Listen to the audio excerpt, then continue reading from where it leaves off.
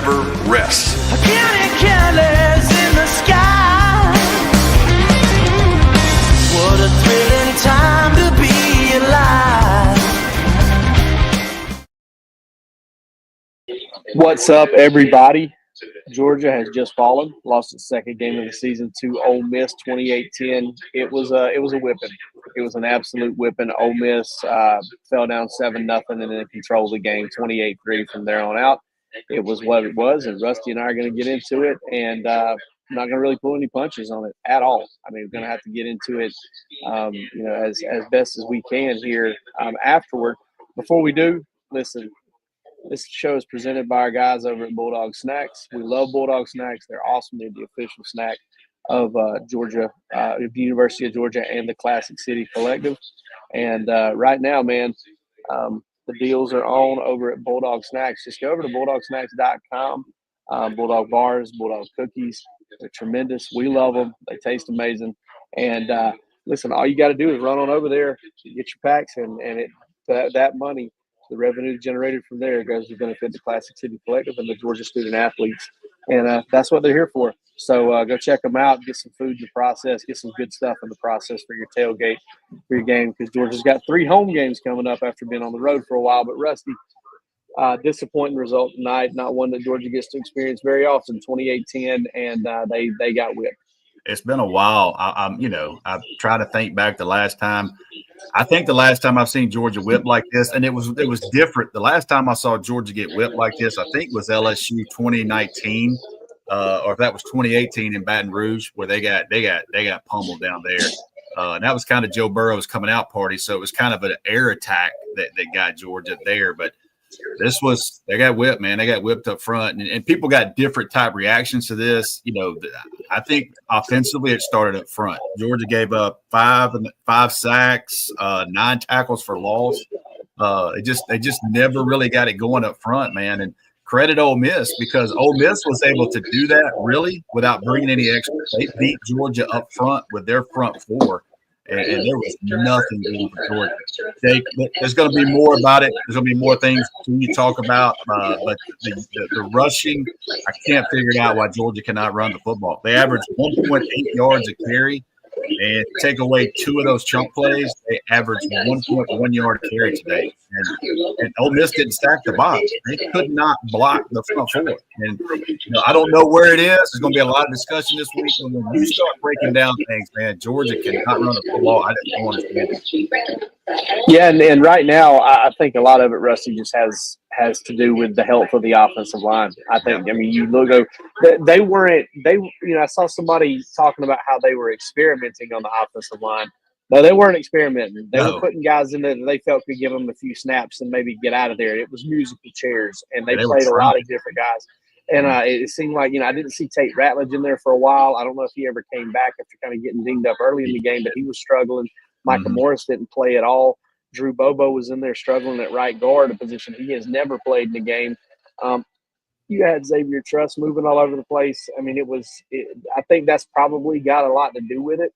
But ultimately, man, the result's not great. Whatever plan you had didn't work. I thought Georgia got out coached. I mean, you coming out of a timeout, Rusty, they came out of a timeout for a field goal block, and I know they're probably not going to block the field goal. They had 10 men on the field. This is one of these things where I felt like the staff got out coached, and the team kind of lost its composure. And listen, Ole Miss, they took the fight. Their backs were against the wall. They played like a desperate football team. This was a crazy environment, and this was always going to be a really tough game. I've seen enough of these, though, to know, Rusty, that they play this game again in Athens or on a neutral field, you're probably going to see a different type ball game. This is not some harbinger of things to come. Georgia's just got to get healthy and get better in some areas and play a lot better. Oh, yeah. Well, Georgia played them at home and beat them by 5 touchdowns last year. Different team now. And here's the one thing you said, that was an elimination game for Ole Miss. Like, that was their season was on the line, and Georgia is about to face that this Saturday. Right. It's an elimination game for them. And it's hard to kind of program yourself because college football took a loss. You took a bad loss and you got whipped. but everything's still in front of you. You got to figure it out and figure out what you do. But you're coming home. It's going to be a crazy environment, and you got to figure it out. But there's a lot of questions, man, up front, what they're going to do protection-wise. I think Carson Beck played – obviously he had a tip ball, but I thought he stood in there. And one of the descriptions you have, he went through the progression the second half, made a couple throws. You saw a little bit of what you wanted to see out of him. And listen, you're taking baby steps to Carson Beck. 3 interceptions very well could have been 4 last week.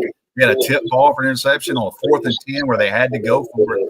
So there's some things you can build with him. They got to find some run game. I'm not going to sit here and say it either.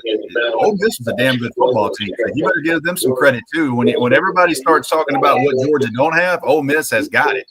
And they got a terrible loss against Kentucky at home in that same building. But they came back, found a way. They lost on the road. I think now, correct me if I'm wrong, Ole Miss has 2 losses. Alabama has 2 losses. LSU has 2 losses. I mean, that's just the way it's going to be right now this year. So you got to protect 3 games at home coming up. Everything's still in front of you, but you got to look at this tape and see what you can do the best way coming out of this. You got to find some freaking running game, because I don't care what you scheme up. If you can't run the football in the SEC, you're not going to win big games. And listen, we're not going to go on these long monologues about who's to blame and stuff like that. But listen, man, the drops have been an issue all year.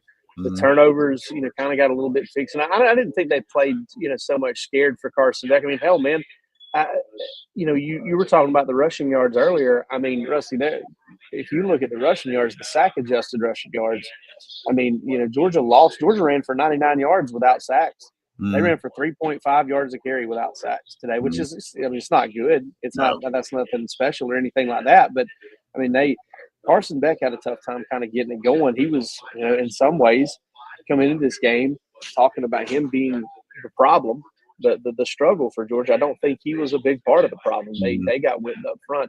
And listen, that goes to every coach that coaches Georgia football. When we're sitting here criticizing this, it's the coach, it's the player, it's just the fact that it didn't get done.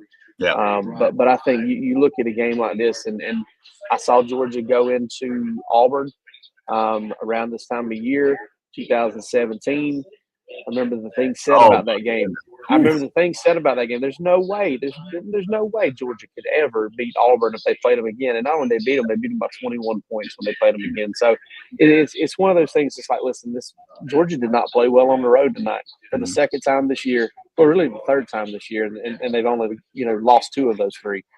They just played really poorly on the road tonight, and Ole Miss wanted it more. Ole Miss took it to them, out-executed them, out-coached them. The Bulldogs were outclassed. Well, I'll say this too. Defensively, talk a little bit about them. I think they got left on the field. Here's the thing too, Jake. They played zone, and Jackson Dart really moved them up down the field, but you held Ole Miss to field goals. You know what I mean? And then you had to go to man-to-man, and what they were worried about in man-to-man was Jackson Dart hurting you with his legs. And when they went man-to-man and he ran off coverage, that's what he did. So it was kind of pick your poison with him, and to you really didn't have a ton of answers for that. But still, when you tighten down in the red zone, if you wanted to win a football game, you knew you had to score some points. You knew you had to score some points at Ole Miss.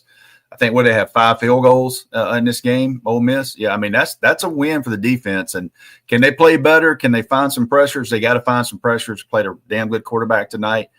He showed it. And, you just got to figure it out, man. Everything's in front of you. You got your butt whipped. Everybody's got to look at yourself in the mirror and come home Saturday night between the hedges. Tennessee's coming to town. Nobody's going to feel sorry for you. Nobody wants to beat Georgia. Nobody wants to beat Georgia worse than Tennessee. I can promise you. That team wants Georgia more than any team in the history of this season. They want some of Georgia, and they're going to get it. In Sanford Stadium, we'll see how this team reacts. Yeah, and by the way, Jordan Hall did play tonight, so he did make his season debut. He was back on the field. I did see 44 out there. 100%. Nobody's going to feel bad for Georgia. And I think, Rusty, it starts with kind of repping that offensive line this week. I'm interested in that, man. I think you got to put get trust in that right guard and Monroe Thrilling at right tackle, and you got to get a 5 ready to play against Tennessee because they're going to bring it. I mean, they got one of the better defensive lines in the country. Yeah. Now, I don't know that they have the as good a group as a whole. I know they don't have a good as group as a whole, Ole Miss. I don't think they do. But they got a pass rusher that's better. I think is better than one at Ole Miss and James Pierce. And they're going to have to deal with him next week. So, you're going to be at home. You're going to have crowd noise. You're going to do all those different things. You're going to have that type of advantage to you. But Tennessee's going to bring some pressure. And actually seeing this performance, they're going to attack some guys. If Green's still, if Ernest is still playing, 71 still playing left tackle, he's going to have to win that job this week and win those reps. But Tennessee's going to attack him, I'm sure of it. Hey, man, Scott McFarland brings up a point. That was something that we heard during the preseason. It was a deal, too. Listen, man, injuries are not helping right now. I know nobody wants to hear it. I don't know what else to say about it. But, again, if you look at Georgia on the offensive line tonight, they were had guys running in and out of the game because they were just trying to get a few plays out of each guy because they have some guys banged up. So, listen, that's why you recruit. That's why you build programs. You got to overcome these things if you want to play for big time stuff. But Georgia just got whipped tonight. They got out coached, and I don't know that there are a ton of bright spots other than the fact that the defense was able to kind of hunker down and force as many field goals as it was and be as competitive as it was down there. I thought the offense fought. But I tell you, man, this was one of those deals where Georgia, you don't see Georgia get grabbed by the chest plate very often and pushed around, and Ole Miss did it. Yeah, they set on that 52-17, and they set on that playing in Sanford Stadium last year. And and here's the thing too, man. I don't want to just completely crush the offensive line. Those are very good football players, and a lot of those guys have NFL grades and NFL careers coming up. So it's not like it's a lost cause there. They've got to figure it out. They got to get healthy. They got to find those pieces together. They haven't played that bad as a whole. They haven't been able to run the football this year. That's the biggest thing. But pass pro hadn't been an issue too much until tonight. Tonight, pass pro got them. So, I fully expect them to respond to the challenge this week. I think they're going to. It's going to be, it's going to be one of those weeks, man. You got to look yourself in the mirror. They got a lot of good football players over there. Got to figure it out. And here we come. 3 games to finish out the regular season, all 3. Listen, Georgia Tech, everybody saw what Georgia Tech did today. That's not going to be – they gave Georgia fits last year with Haynes King running the football, and he looks like he's getting healthy. So they got the work cut out for them, but they have got to win. The playoff are on the line come Saturday between the hedges. And listen, if you're out there listening to this on a podcast, or you're watching this live, or you're watching this again, I want everybody to understand something. It's very hard to get into the details of why Georgia lost tonight because they literally got kind of beat up in every phase of the game. Ole Miss schemed them up. Ole Miss beat them up. They special teams. Got them on special teams too. Other than the Thorson deep punt, Georgia let them out. But that's where we're at right now with that. Ole Miss just completely outplayed Georgia. Georgia's got to circle the wagons, play better football again next week. And it's been a long time since Georgia's lost 2 in a row. But the streaks have kind of gone down this year. And the Bulldogs have got to figure something out because they're just not playing good football right now. I tell you who always does do a good job. That's our friends over at Bulldog Snacks. This show is presented to you by Bulldog Snacks, the official snack of UGA. They present all of our game day content, and profits from Bulldog Snacks are contributed directly to the Classic City Collective and go to benefit Georgia's roster and student athlete at UGA. All right, Rusty, we got one more thought before we get out of here, man. Tennessee next week. I know we were talking about the offensive line, but I think the folks at Sanford Stadium are going to show up for this one, or are they a little too upset about what happened tonight? Here's exactly what's going to happen this week, and it's happening right now. And I can show you examples here. I can show examples on Dawgs HQ. I can show you examples of everybody. People are pissed off. People are upset. They should be. Tomorrow they'll look at this tape and say, we got to fix this. But come Monday, Georgia will realize what's in front of them, what's coming. You have waited all year to get a game like this in Sanford Stadium. Georgia, listen, they've played the toughest schedule in America, period.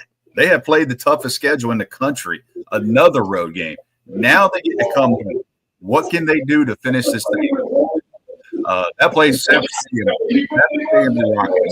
Zero doubt. They're going to have the best recruits, the best recruiting list they've had before, and this will be the biggest home game they've had since having Tennessee there 2 years ago when Tennessee was ranked number 1 on that first week of the playoff rankings that year.